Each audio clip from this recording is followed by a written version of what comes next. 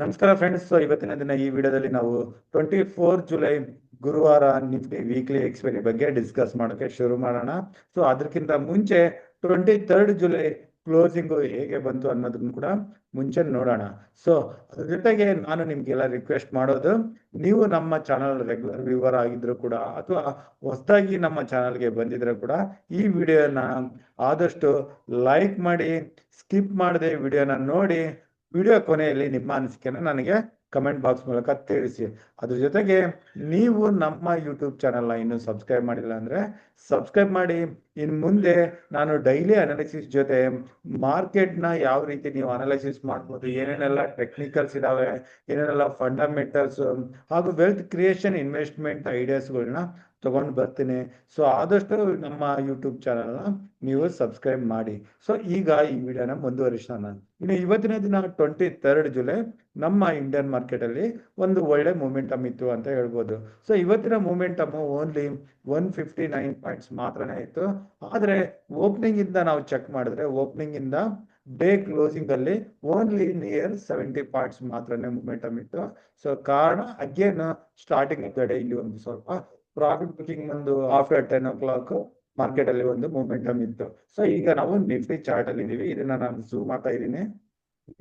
Again ಇವತ್ತಿನ ದಿನ gap up ಅಲ್ಲಿ ಓಪನ್ ಆದ್ಮೇಲೆ ನನ್ನ 10 ಡೇ ಮೂವಿಂಗ್ ಆವರೇಜ್ ಹತ್ರ ಓಪನ್ ಆಗಿತ್ತು. ಅಲ್ಲಿಂದ ರಿಜೆಕ್ಷನ್ ಕಂಡು ಕೆಳಗಡೆ ಬಂದಿದ್ದು ಅಗೇನ್ ಇಲ್ಲಿಂದ ನಿಧಾನವಾಗಿ ರಿಕವರಿ ಕಾಣ್ತು. ಸೊ ಮಾರ್ಕೆಟ್ ಓಪನ್ ಆಗಿಂತ ಮುಂಚೆನೆ ನೀವ್ ಏನಾದ್ರು ನ್ಯೂಸ್ ಗಳನ್ನ ಫಾಲೋ ಮಾಡಿದ್ರೆ ಇಲ್ಲಿ ಲೇಟೆಸ್ಟ್ ಅಪ್ಡೇಟ್ ಇದ್ದಿದ್ದು US ಹಾಗೂ ಜಪಾನ್ ಮಧ್ಯೆ ಟ್ರೇಡ್ ಡೀಲ್ ಆಗಿದೆ ಅಂತ.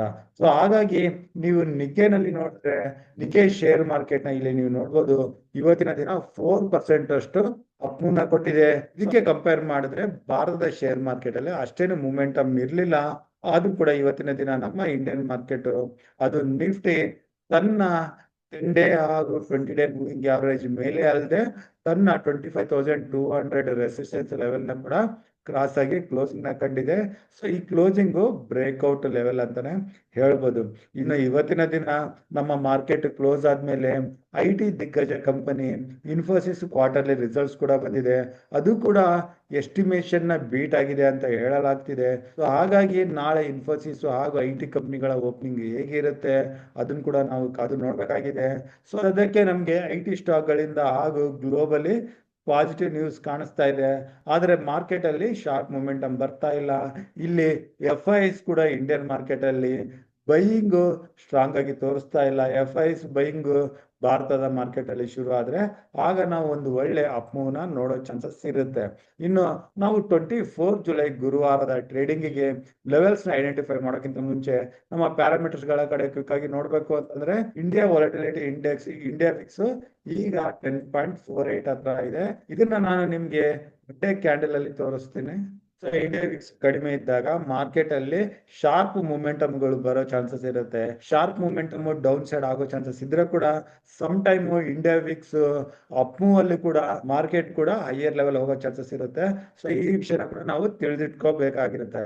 ಇನ್ನು ಇಂಡಿಯಾ ಫಿಕ್ಸ್ ಜೊತೆಗೆ ಬ್ರೆಡ್ ಕ್ರೂಡ್ ಆಯಿಲ್, ನಮ್ಮ rupee $US, US dollar index, US 10-year bond yield ಇವೆಲ್ಲ ನಿನ್ನೆ ಲೆವೆಲ್ ಅಲ್ಲೇ ಕಳೆದ ವಾರದ ಲೆವೆಲ್ ಇದಾವೆ. ಇಲ್ಲಿಂದ ಯಾವುದೇ ನೆಗೆಟಿವ್ ಕ್ಲೂ ಅಂತ ನಮ್ಗೆ ಇಲ್ಲ.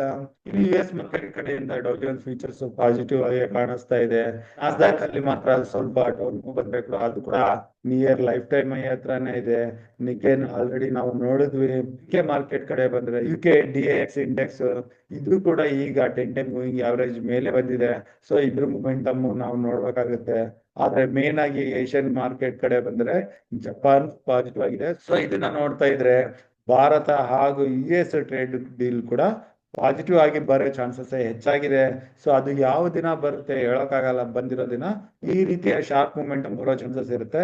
ಸೊ ಹಾಗಾಗಿ ಅದಕ್ಕೆ ಕೂಡ ನಾವು ತಯಾರಿ ಮಾಡ್ಕೊಂಡಿರ್ಬೇಕಾಗುತ್ತೆ. ನಾವು ಆಪ್ಷನ್ ಚೈನ್ ನೋಡ್ಬೇಕು ಅಂತಂದ್ರೆ ಟೋಟಲ್ ಇಂಟ್ರೆಸ್ಟ್ ಆಪ್ಷನ್ ಚೈನ್ ಅಲ್ಲಿ ಕಾಲ್ ಸೈಡ್ ಅಲ್ಲಿ ಪುಟ್ ಸೈಡ್ ಅಲ್ಲಿ ಆಲ್ಮೋಸ್ಟ್ ಸಮ್ ಆಗಿದ್ದಾರೆ. NIC ವೆಬ್ಸೈಟ್ ಅಲ್ಲಿ ಆಲ್ರೆಡಿ ನಾನು ಚೆಕ್ ಮಾಡಿದ್ದೀನಿ. ಇನ್ನು ನಾವು ಬಾರ್ ಚಾರ್ಟ್ ಅಲ್ಲಿ ನೋಡಿದ್ರೆ ಈಗ 25,200 ಹತ್ರ ಇಲ್ಲಿ ಪುಟ್ ರೈಟರ್ಸ್ ಸ್ಟ್ರಾಂಗ್ ಆಗಿ ಬಿಲ್ಟ್ ಆಗಿದ್ದಾರೆ. ನೀವು ನೋಡ್ಬೋದು ಈ ರೆಡ್ ಬಾರ್ ಏನಿದೆ ಇದು ಪುಟ್ ರೈಟರ್ಸ್. ಕಾಲ್ ರೈಟರ್ಸ್ ಕೂಡ ಇಲ್ಲಿ ಇದ್ದಾರೆ ನಿಯರ್ 1 crore ಅಷ್ಟು. ಆದ್ರೆ ಹೆಚ್ಚಾಗಿ 1 crore 33 lakhs ಪುಟ್ ರೈಟರ್ಸ್ ಈಗ 25,200 ಹತ್ರ ಇದ್ದಾರೆ. ಹಾಗೂ ನೆಕ್ಸ್ಟ್ 25,100 ಹತ್ರ ಸ್ಟ್ರಾಂಗ್ ಸಪೋರ್ಟ್ ಕೂಡ ಇದೆ. ಇನ್ನು ನೆಕ್ಸ್ಟ್ ಕಾಲ್ ರಿಟರ್ನ್ಸ್ ಹೈಯೆಸ್ಟ್ ಆಗಿ ಬೀಟ್ ಆಗಿರೋದು 25,500 ಹತ್ರ. ಸೊ ಇದನ್ನ ನಾವು ಚೇಂಜ್ ಇನ್ ಓಪನ್ ಇಂಟ್ರೆಸ್ಟ್ ಅಲ್ಲಿ ನೋಡಿದ್ರೆ ಇಲ್ಲಿ ನೀವು ಕ್ಲಿಯರ್ ಆಗಿ ನೋಡ್ಬೋದು, ಎಲ್ಲಾ ಕಾಲ್ ರಿಟರ್ನ್ಸ್ ಹೊರಗಡೆ ಬರ್ತಿದ್ದಾರೆ. ಅಂದ್ರೆ ಬಿಯರ್ಸ್ ಮಾರ್ಕೆಟ್ ಇಂದ ಹೊರಗಡೆ ಹೋಗ್ತಿದ್ದಾರೆ, ಹಾಗೂ ಬುಲ್ಸ್ ಪುಟ್ ರೈಟರ್ಸ್ ಇಲ್ಲಿ ತಮ್ಮ ಪೊಸಿಷನ್ಸ್ ಗಳನ್ನ ಆಡ್ ಮಾಡ್ಕೋತಾ ಇದ್ದಾರೆ. ಸೊ ಮಾರ್ಕೆಟ್ ಮಾತ್ರ ಈಗ ಬುಲ್ಲಿಶ್ ಆಗಿ ಕಾಣಿಸ್ತಾ ಇದೆ. ಸೊ ಇದನ್ನ ಇಟ್ಕೊಂಡು ನಾನು ನಿಫ್ಟಿನಲ್ಲಿ ಯಾವ ರೀತಿ ಟ್ರೇಡ್ ಮಾಡೋದಕ್ಕೆ ಪ್ಲಾನ್ ಮಾಡ್ತಾ ಇದ್ದೀನಿ ಅಂತ ನೋಡಿದ್ರೆ, ಸೊ ಈಗ ನಿಫ್ಟಿ ತನ್ನ 10 ಡೇ 20 ಡೇ ಮೂವಿಂಗ್ ಅವರೇಜ್ ಮೇಲೆ ಕೊಟ್ಟಿರೋದಕ್ಕಾಗಿ ಸೊ ಇಲ್ಲಿ ನಾನು ನಿಫ್ಟಿ 25,200 ಮೇಲೆ ಇರೋವರೆಗೂ ನಾವು ಲಾಂಗ್ ಸೈಡ್ ಅಲ್ಲಿ ಪೊಸಿಷನ್ ತಗೊಳ್ತಾ ನೋಡ್ಬೋದು. ನಿಫ್ಟಿ ಏನಾದ್ರು ಫ್ಲಾಟ್ ಆಗಿ 25,200 ಮೇಲೆ ಮಾತ್ರನೇ ಓಪನ್ ಆದ್ರೆ ನಾವು ಕೆಳಗಡೆ 25,150 ಅದರ ಸ್ಟಾಪ್ ಲಾಸ್ ನ ಪ್ಲಾನ್ ಮಾಡಿ ಕಾಲ್ ಸೈಡ್ ಅಲ್ಲಿ ಪೊಸಿಷನ್ಸ್ ನ ತಗೋಬಹುದು. ಇನ್ನು ನಿಫ್ಟಿ ಏನಾದ್ರು 25,200 ಕೆಳಗಡೆ ಓಪನ್ ಆದ್ರೆ ನಾವು ನಿಫ್ಟಿ 25,230 ಅದು ಇವತ್ತಿನ ಅಂದ್ರೆ 23rd ಜುಲೈ ಕ್ರಾಸ್ ಆದ್ಮೇಲೆ ಮಾತ್ರನೇ ನಾವು ಇಲ್ಲಿ ಲಾಂಗ್ ಸೈಡ್ ಅಲ್ಲಿ ಪೊಸಿಷನ್ ತಗೊಳಕ್ಕೆ ನೋಡ್ಬೋದು. ಈ ಮೂಮೆಂಟಮ್ ಕಂಟಿನ್ಯೂ ಆದ್ರೆ ಆಪ್ಷನ್ ಚೈನ್ ಪ್ರಕಾರ 25,500 ರೆಸಿಸ್ಟೆನ್ಸ್ ಇದೆ. ಆದ್ರೆ ಇಲ್ಲಿ ನಾವು ನೋಡ್ಬೋದು ಒಂದು ರೆಸಿಸ್ಟೆನ್ಸ್ ಟ್ರೆಂಡ್ ಲೈನ್ ಕೂಡ ಇದೆ, 2 ಟ್ರೆಂಡ್ ಲೈನ್ ಗಳು ಇದಾವೆ. ಆದ್ರೆ ಇದು ಡೌನ್ ಟ್ರೆಂಡ್ ಲೈನ್ ಏನಿದೆ ಇದನ್ನ ನಾನು ನಿಮ್ಗೆ ಸ್ವಲ್ಪ ಸ್ಕ್ರೀನ್ ನ ಅಡ್ಜಸ್ಟ್ ಮಾಡಿ ತೋರಿಸ್ತಾ ಇದ್ದೀನಿ. ಈ ಡೌನ್ ಟ್ರೆಂಡ್ ಲೈನ್ ನ 3 ಬಾರಿ ರಿಜೆಕ್ಷನ್ ಕಂಡು ಕೆಳಗಡೆ ಬಂದಿತ್ತು ನಿಫ್ಟಿ.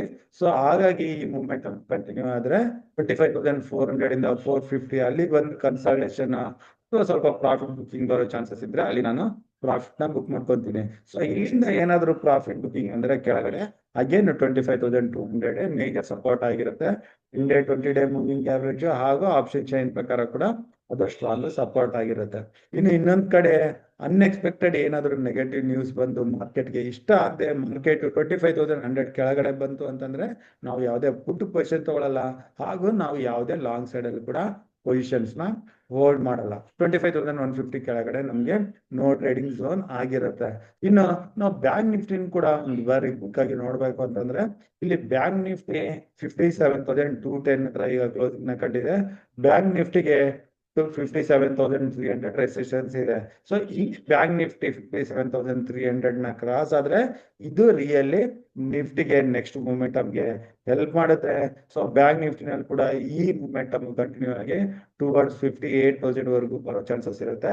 ಸೊ ಬ್ಯಾಂಕ್ ನಿಫ್ಟಿನ ಕೂಡ ನಾವು ಪ್ಲಾನ್ ಮಾಡಿ ನಿಫ್ಟಿನಲ್ಲಿ ಪೊಸಿಷನ್ ತಗೊಳಕ್ ಆಗಿಲ್ಲ ಅಂತಂದ್ರೆ ಬ್ಯಾಂಕ್ ನಿಫ್ಟಿನಲ್ಲಿ ನಾವು ಇಲ್ಲಿ 57,300 ಮೇಲೆ ಕಾಲ್ ಸೈಡ್ ಅಲ್ಲಿ ಪೊಸಿಷನ್ ತಗೊಳಕ್ಕೆ ಕೂಡ ನೋಡ್ಬೋದು. ಬ್ಯಾಂಕ್ ನಿಫ್ಟಿನಲ್ಲಿ ನಾವು ಕಾಲ್ ಸೈಡ್ ಅಲ್ಲಿ ಪೊಸಿಷನ್ಸ್ 57,300 ಮೇಲೆ ತಗೊಂಡ್ವಿ ಅಂತಂದ್ರೆ ಕೆಳಗಡೆ 57,150 57,100 ಅಲ್ಲಿ ಸ್ಟಾಪ್ ಲಾಸ್ ನ ಪ್ಲಾನ್ ಮಾಡಬಹುದು. 200 ಪಾಯಿಂಟ್ಸ್ ಸ್ಟಾಪ್ ಲಾಸ್ ನ ಪ್ಲಾನ್ ಮಾಡಿ 57,300 ಇಂದ ಮೇಲೆ 700 ಪಾಯಿಂಟ್ಸ್ ಆಫ್ ಮೂವ್ ಕೂಡ ನಾವು ಟಾರ್ಗೆಟ್ ನ ಮಾಡ್ಬೋದು. ಸೊ ಇವತ್ತಿಗೆ ಇಷ್ಟು ಪಾಯಿಂಟ್ಸ್ ಮಾತ್ರನೇ ಇರುತ್ತೆ.